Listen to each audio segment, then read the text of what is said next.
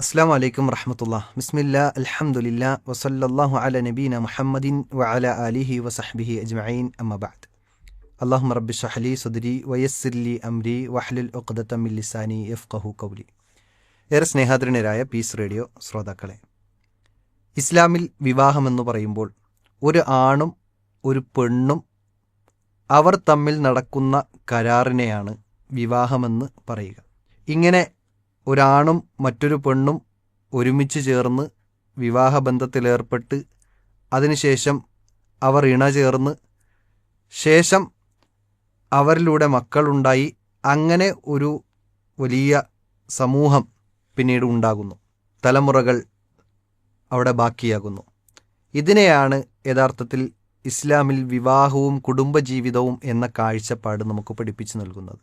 എന്നാൽ ഇന്ന് പുരോഗമനമെന്ന പേരിൽ വിവാഹവും അതുമായി ബന്ധപ്പെട്ട വിഷയവും എല്ലാം ഇന്ന് ഒരു തരം അനാചാരങ്ങളിലേക്ക്, ഒരു തരത്തിലുള്ള ആഭാസങ്ങളിലേക്ക് പോയിക്കൊണ്ടിരിക്കുകയാണ്.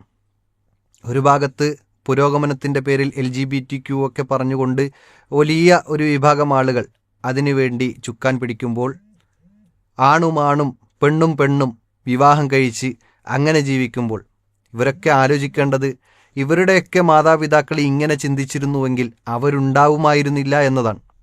ഇത്തരം വികലമായ വാദങ്ങൾ യഥാർത്ഥത്തിൽ പ്രകൃതിക്ക് തന്നെ ദുരന്തമാണ് എന്നതാണ് നാം മനസ്സിലാക്കേണ്ടത്. കാരണം അല്ലാഹു സുബ്ഹാനഹു വ തആല ഈ ലോകത്തെ സൃഷ്ടിച്ചതും ഇതിലെ ഓരോ പടപ്പുകളും അത് കൃത്യമായി അള്ളാഹു സംവിധാനിച്ചിട്ടുള്ളത് ഇണകളായിക്കൊണ്ട് ആണ് എന്നാണ് വിശുദ്ധ ഖുർആൻ പഠിപ്പിക്കുന്നത്. ഒരാണും ഒരു പെണ്ണും. അങ്ങനെ ആണും പെണ്ണും ഇണ ചേരുമ്പോൾ മാത്രമേ അതിൻ്റെ അനന്തരാവകാശം അല്ലെങ്കിൽ അനന്തരാവകാശികളായി ബാക്കിയുള്ള ആളുകൾ ഉണ്ടാവുകയുള്ളൂ. അതിൻ്റെ പിൻതലമുറക്കാർ ജീവിച്ചിരിക്കുകയുള്ളൂ. എന്നാൽ ഇങ്ങനെ ആണും വിവാഹം കഴിക്കുക, പെണ്ണും പെണ്ണും വിവാഹം കഴിക്കുക, ഇത് ഒരു തരത്തിലുള്ള അരാജകത്വമാണ് എന്ന് നമ്മൾ തിരിച്ചറിയേണ്ടതുണ്ട്. ഈ തിന്മ അത് തിന്മയാണ് എന്നും മ്ലേച്ഛവൃത്തിയാണ് എന്നും, ഈ തിന്മ ഈ ലോകത്ത് ആദ്യമായി തുടങ്ങിയത് തന്നെ ലൂത്ത് നബി അലൈഹി സ്വലാമിൻ്റെ കാലഘട്ടത്തിലാണ് എന്നും വിശുദ്ധ ഖുർആൻ വളരെ വ്യക്തമായി പഠിപ്പിച്ചു. അതിൻ്റെ അനന്തരഫലമായിക്കൊണ്ട് ആ നാട് നശിപ്പിക്കപ്പെടുകയും ചെയ്തു. ഒരു നാട് നശിപ്പിക്കപ്പെടാൻ കാരണമാകുന്ന വലിയ തിന്മയാണ് ഇന്ന് സമൂഹത്തിൽ ഒരു വലിയ പുതിയൊരു പുരോഗമനമെന്ന് പറഞ്ഞുകൊണ്ട് അവതരിപ്പിക്കപ്പെടുന്നത്. ഒരു ഭാഗത്ത് അത് നിൽക്കുമ്പോൾ വിശ്വാസികളെന്ന് പറയുന്ന ആളുകൾ തന്നെയും വിവാഹം അതിൻ്റെ ശരിയായ ലക്ഷ്യത്തെ മറന്നുകൊണ്ടാണ് വിവാഹത്തിലേക്ക് ഏർപ്പെടുന്നത്. ഈ അടുത്ത് ദിവസങ്ങളിൽ നമ്മൾ കേട്ട വാർത്തയാണ് കൊണ്ടോട്ടിയിലെ 19-കാരിയുടെ മരണം. നിറത്തിൻ്റെ പേരിൽ 20 ദിവസം മാത്രം വിവാഹം കഴിച്ച് ജീവിതത്തിൽ പ്രവേശിച്ച ആ 19-കാരി ഒരു കയറിൽ അവസാനിക്കാൻ കാരണമായത് വിവാഹത്തിൻ്റെ ലക്ഷ്യം മറന്നുകൊണ്ടുള്ള വിവാഹമായതുകൊണ്ടാണ്. ഈ വിവാഹമെന്നത് ഇസ്ലാം പഠിപ്പിക്കുന്നത് ഒരു ദൃഷ്ടാന്തമെന്നാണ് വിശുദ്ധ ഖുർആൻ പഠിപ്പിക്കുന്നു.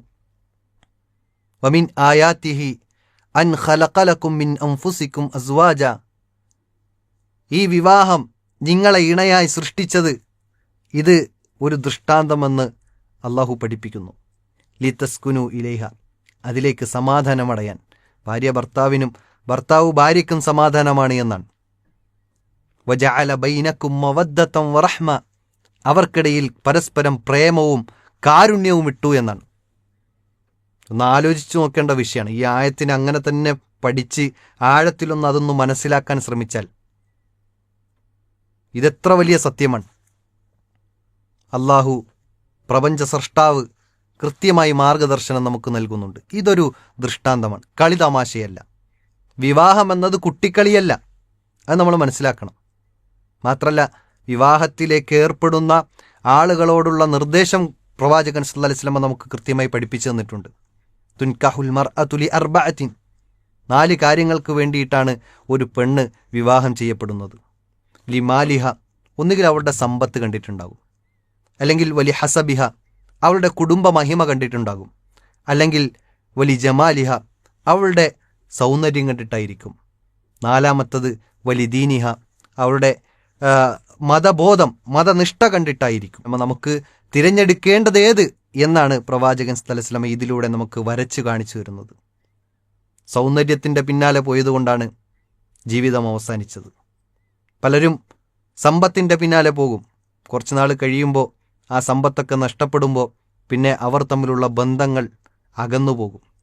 ചില ആളുകൾ കുടുംബ മഹിമ കൊണ്ട് മാത്രം ഒന്നിക്കും. കുറച്ച് നാൾ കഴിയുമ്പോൾ അതിലും പ്രശ്നങ്ങൾ ഉടലെടുക്കും. എന്നാൽ പ്രവാചകൻ കൃത്യമായി പ്രശ്നങ്ങളില്ലാതിരിക്കാൻ, സമാധാനപരമായ ജീവിതം നയിക്കാൻ, ഏറ്റവും മനോഹരമായ വിവാഹ ജീവിതത്തിൽ മുന്നോട്ടു പോകാൻ കാരണമായി കൊണ്ട് പഠിപ്പിച്ചു തന്നത്, നോക്കേണ്ടത് എന്ന് പഠിപ്പിച്ചു തന്നത് ഫളുഫർ ബിദാത്തിദ്ദീൻ തരിബത് യദാക്. നീ അവളുടെ ദീനിലേക്ക് നോക്ക്, അവളുടെ മതനിഷ്ഠയിലേക്ക് നോക്ക്. അങ്ങനെ മതനിഷ്ഠയിലേക്ക് നോക്കിക്കഴിഞ്ഞാൽ തരിബത് യദാക്, നീ മണ്ണിൽ പുരളേണ്ടി, നിന്റെ കൈകൾ മണ്ണിൽ പുരളേണ്ടി വന്നാലും ശരി, അതായത് അത്യാവശ്യം കഷ്ടപ്പെട്ട് അധ്വാനിച്ച് പോറ്റേണ്ടി വന്നാലും ശരി, നിനക്കുത്തമമായിട്ടുള്ളത് നല്ല മതബോധമുള്ള പെണ്ണിനെ ജീവിതത്തിൽ കൈപിടിച്ച് കയറ്റുക എന്നതാണ്. സമ്പത്തിൻ്റെ പിന്നാലെ പോയാൽ പ്രശ്നങ്ങൾ ഉടലെടുക്കും. ദീനിനേക്കാൾ സൗന്ദര്യത്തെയാണ് പ്രാമുഖ്യം നൽകുന്നത് എങ്കിൽ ജീവിതം തകരാറിലാകും. സൗന്ദര്യം ഇന്നല്ലെങ്കിൽ നാളെ നഷ്ടപ്പെടാം. ഒരു ഓപ്പറേഷൻ കഴിഞ്ഞാൽ, അല്ലെങ്കിൽ ഒരു ആക്സിഡൻ്റ് ആയിക്കഴിഞ്ഞാൽ സൗന്ദര്യം നഷ്ടപ്പെടും, സമ്പത്ത് നഷ്ടപ്പെടും. എത്ര സമ്പന്നന്മാരാണ് ഒന്നുമില്ലാത്ത ആളുകളായി മാറിയിട്ടുള്ളത്. അതുപോലെ തന്നെ കുടുംബ മഹിമകൾ, അത് എന്നൊന്നും നിലനിൽക്കണമെന്നില്ല. കുടുംബ മഹിമ കൊണ്ട് ഒന്നും ദുനിയാവിലോ പരലോകത്തോ നേടാനുമില്ല. അങ്ങനെ നേടാമായിരുന്നുവെങ്കിൽ പല പ്രവാചകന്മാരുടെയും ഭാര്യമാർ ഇന്ന് നരകത്തിലാണ് എന്നാണ്. ഇസ്ലാം വളരെ മോശമായി ചിത്രീകരിച്ച ഒരു വ്യക്തി, ഫിർഔൻ എന്ന വ്യക്തിയുടെ ഭാര്യ ഇന്ന് സ്വർഗത്തിലുമാണ്. അപ്പോൾ കുടുംബ മഹിമ കൊണ്ട് ഇസ്ലാമിൽ യാതൊരു സ്ഥാനവുമില്ല. അവിടെയാണ് പ്രവാചകൻ സല്ലല്ലാഹു അലൈഹി വസല്ലം കൃത്യമായി വരച്ച് കാണിച്ചു തന്നത് ഫളുഫർ ബിദാത്തിദ്ദീൻ. നിങ്ങൾക്ക് സമ്പത്ത് നോക്കാം, സൗന്ദര്യം നോക്കാം, കുടുംബ മഹിമ നോക്കാം, പക്ഷേ എല്ലാത്തിനേക്കാളും മികച്ചു നിൽക്കേണ്ടത് ഫളുഫർ ബിദാത്തിദ്ദീൻ, അവളുടെ ദീനിനെയാണ്. ആ ദീനനുസരിച്ചുള്ള ജീവിതവും മതനിഷ്ഠയുമുള്ള ഒരു പെണ്ണിനെ ജീവിതത്തിലേക്ക് കൈപിടിച്ച് കയറ്റിയാൽ അവിടെ സമാധാനമുണ്ടാകും, അവിടെ സന്തോഷമുണ്ടാകും. ഒരിക്കലും ഇത് വിവാഹമെന്നത് കളിതമാശയല്ല, കുട്ടിക്കളിയല്ല, കുറച്ചു കാലത്തേക്ക് സൂഹിക്കാൻ വേണ്ടിയുള്ള ഏർപ്പാടല്ല. മറിച്ച് ഇത് ജീവിതാവസാനം വരെ അല്ല, മരണാനന്തരവും നമുക്ക് സന്തോഷിക്കാനും ആനന്ദിക്കാനും ഒരുമിച്ച് കഴിയാനുമുള്ള ബന്ധമാണ് എന്നാണ് വിശുദ്ധ ഖുർആൻ നമുക്ക് പഠിപ്പിച്ചു നൽകുന്നത്. അഖദ്ന മിൻകും മീസാകൻ ഗലീള, ഒരു ശക്തമായ കരാറാണിത് എന്ന് വിശുദ്ധ ഖുർആൻ പറഞ്ഞു. മാത്രമല്ല, നിങ്ങൾ സ്വർഗത്തിലേക്ക് പ്രവേശിച്ചു കൊള്ളൂ എന്ന് പറയുമ്പോൾ അൻതും വ അസ്വാജുക്കും, നിങ്ങളും നിങ്ങളുടെ ഭാര്യമാരും സ്വർഗത്തിലേക്ക് പ്രവേശിക്കൂ എന്നാണ് വിശുദ്ധ ഖുർആൻ ഓർമ്മപ്പെടുത്തിയത്. അപ്പോൾ ഇത് ഇവിടം കൊണ്ട് അവസാനിക്കുന്ന ബന്ധമല്ല, ഒരു കുട്ടിക്കളിയല്ല, തമാശയല്ല.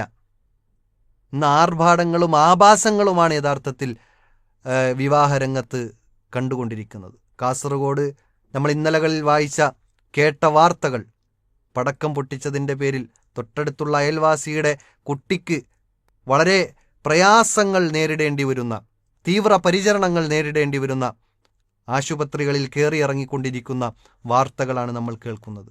ഇത്തരം ആഭാസങ്ങളോ അല്ലെങ്കിൽ അട്ടഹാസങ്ങളോ അല്ലെങ്കിൽ കുട്ടിക്കളികളോ അല്ല വിവാഹത്തിൽ ഉണ്ടാകേണ്ടത് എന്ന് ഇസ്ലാം കൃത്യമായി വരച്ച് കാണിച്ചു തരുന്നു.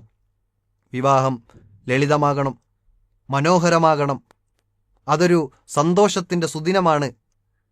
അത് ആർഭാടത്തിൻ്റെയോ അല്ലെങ്കിൽ ആളുകളെ കാണിക്കാൻ വേണ്ടിയിട്ടോ ഒന്നുമല്ല.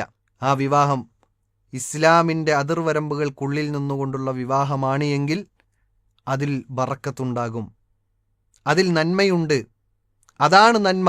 സ്ത്രീധനത്തിൻ്റെ പേരിലൊക്കെ ഇന്ന് എന്തൊക്കെ കോലാഹലങ്ങളാണ് കുടുംബ വീടുകളിൽ, കുടുംബ സദസ്സുകളിൽ ഒക്കെയും അരങ്ങേറിക്കൊണ്ടിരിക്കുന്നത്. ഒരു പവൻ കുറഞ്ഞതിൻ്റെ പേരിൽ പിന്നെ കാലാകാലം ആ സ്ത്രീയെ ടോർച്ചർ ചെയ്യുന്ന അമ്മായിയമ്മയെ കാണാൻ സാധിക്കും. ഒരല്പം സൗന്ദര്യം കുറഞ്ഞതിൻ്റെ പേരിലാണ് തൂക്കുകയറ്, അല്ലെങ്കിൽ ഒരു കയറിൻ്റെ തുമ്പിൽ ജീവിതം അവസാനിപ്പിച്ചത് എങ്കിൽ വിവാഹം അതിന് കൃത്യമായ ലക്ഷ്യമുണ്ട്, അതിന് കൃത്യമായ മാർഗദർശനം ഇസ്ലാം പഠിപ്പിച്ചു തന്നിട്ടുണ്ട്. അതാണ് ശരി, അതിലൂടെ മാത്രമേ നന്മകളുള്ളൂ എന്ന് തിരിച്ചറിയുക, കൂടുതൽ പഠിക്കുക. അല്ലാഹു സുബ്ഹാനഹു വ തആല അതിനുള്ള തൗഫീഖ് നൽകി അനുഗ്രഹിക്കുമാറാകട്ടെ. വ ആഖിറു ദഅവാന അനിൽ ഹംദുലില്ലാഹി റബ്ബിൽ ആലമീൻ. അസ്സലാമു അലൈക്കും വറഹ്മത്തുള്ളാഹി വബറകാതുഹു.